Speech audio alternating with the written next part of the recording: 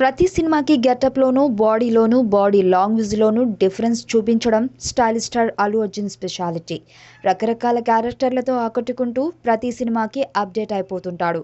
తన పాత్రలతో చాలా వేరియేషన్స్ చూపించిన బన్నీ ఓసారి నెగిటివ్ షేడ్ని కూడా ట్రయల్ చూపించాడు. ఆర్య 2 సినిమాల్లో బన్నీ నెగిటివ్ రోల్ చేస్తే ఎలా ఉంటుందో ఇప్పటికే చూసాం. కాకపోతే అది విలన్ షేడ్స్ ఉండే హీరో పాత్ర.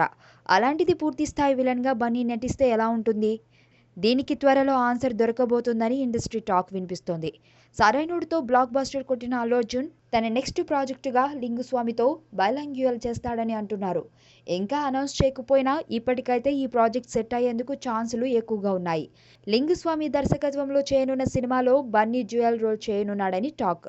ఇందులో ఒకటి హీరో పాత్ర అయితే రెండోది విలన్ రోల్ కావడమే ఈ మూవీ స్పెషాలిటీగా తెలుస్తుంది.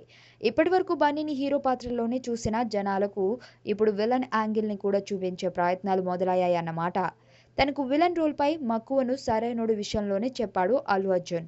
సరైనోడు చిత్రాన్ని వేరే భాషలోకి తీస్తే తనే విలన్ రోల్ చేస్తానని బన్నీ అన్నమాట గుర్తుందిగా.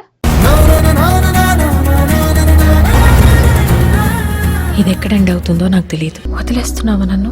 నిన్ను లవ్ చేసేంత లగ్జరీ లేదు, వదిలేసేంత లెవెలు లేదు.